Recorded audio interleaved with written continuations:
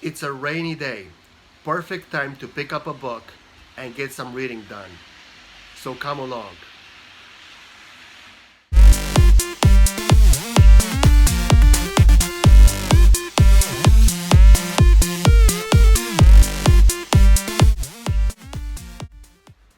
So this will be part 3 of 5 in this video series where I talk about the book The Music Lesson by Victor Wooten. The subtitle is A Spiritual Search for Growth Through Music. Um, in this section, in this part, I'm going to talk about Victor's approach to the elements of music.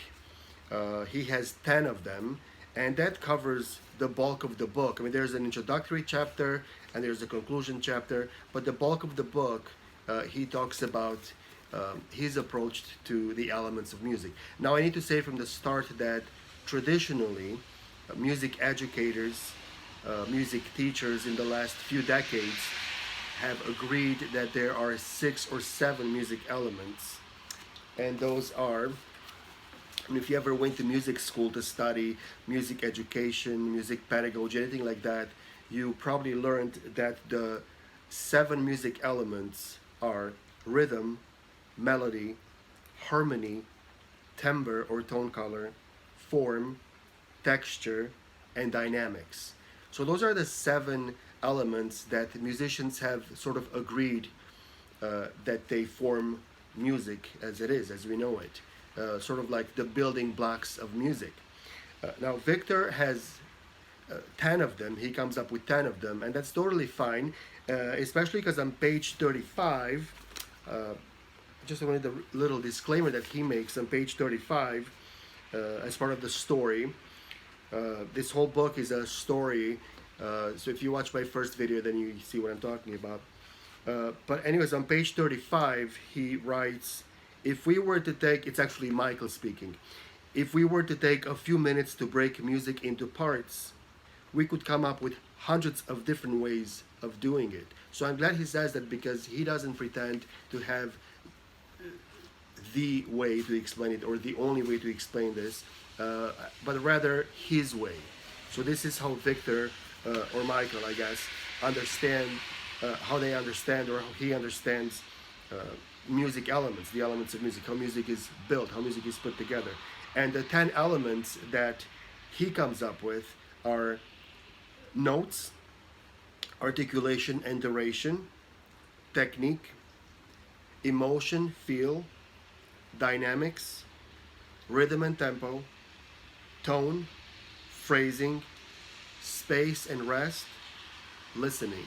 Now, I won't go into great detail to explain each one, because then this video would be an hour long and I don't want to do that. I just want to give you an overview, and you're welcome to take a look at the book and read for yourself. Basically, I'll just pick a few to talk about that I kind of liked. He talks about, for example, space and rest. That's a very interesting concept in music, because most listeners think of music as the sounds that they hear. And Victor says, yeah, music is made of sounds, but it's also made of silence, of rests, of the space between the notes. And as I read that chapter, I was reminded of Mozart's quote. There's a quote by Mozart, and Mozart wrote at some point, he said, the music is not in the notes, but in the silence in between. And that's a pretty interesting concept to think about. If you listen to any song or any piece of music, any style, it doesn't matter. It's kind of interesting to listen to the space, the silence between the notes, because ultimately that space and that silence is what gives the notes themselves meaning. Otherwise, you would have just one continuous note and it would really mean nothing. That's a pretty cool concept. Also, the last element that he talks about in his outline is listening. And at first, I thought at first that he's talking about listening from an audience perspective, but he's not.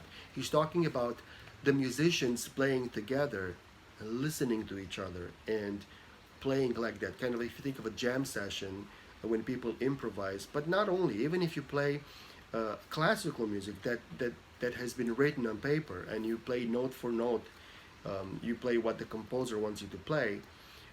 This idea of listening to the other people in the ensemble is very important, and for you to make your own instrument or your own voice fit in with the other members of the ensemble. The other ones are pretty simple, pretty straightforward. For example, tone is the color of the sound. If you think of a choir, of a chorus, you have a soprano, alto, tenor, and bass, and those are all, they're all voices. They're all human voices, same instrument basically, but each one sounds a little bit different. So a soprano will sound different than an alto, and a tenor will sound different than a bass, and a soprano will definitely sound different than a bass. So that's an example of tone differences. If you think of a string quartet, maybe that's even a better example, because if you take a violin, a viola, a cello, and a bass, they even look the same except for size. And the bigger the instrument gets, the thicker or lower or graver the sound gets. So then if you compare the sound of a violin to that of a viola, you're going to hear a clear difference. And obviously if you compare the sound of a violin to that of a double bass, you not only see a big difference, but you'll hear a big difference. So he also gives great attention to emotion and feel, and that's the personal input, personal interpretation of music. And so those are the 10 elements that he comes up with, and he goes in great detail to describe and exemplify throughout the book. That would be the main section of the book.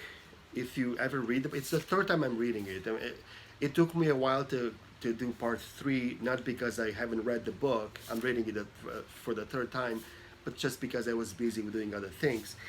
But if you ever do read the book, that's the meaty part where you get the most out of the book, and it's very interesting and very educational, and it's also very personal. It's a very personal take. It won't read like a music manual. I think I said this before in a previous video. It won't read like a music theory book. It'll read like a person sitting next to you and just sharing some ideas about these music elements.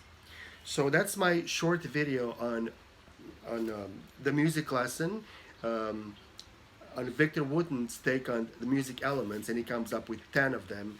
And if you get a chance to take a look at it, I highly encourage you to read it. It's a very fun book to read. In one of my previous videos, I did talk about things I liked and disliked about it. I don't like everything about this book, but that's with every book. You know, readers have the right to like and dislike things about books they read, about movies they see. So that's fine. You don't have to agree with everything in the book.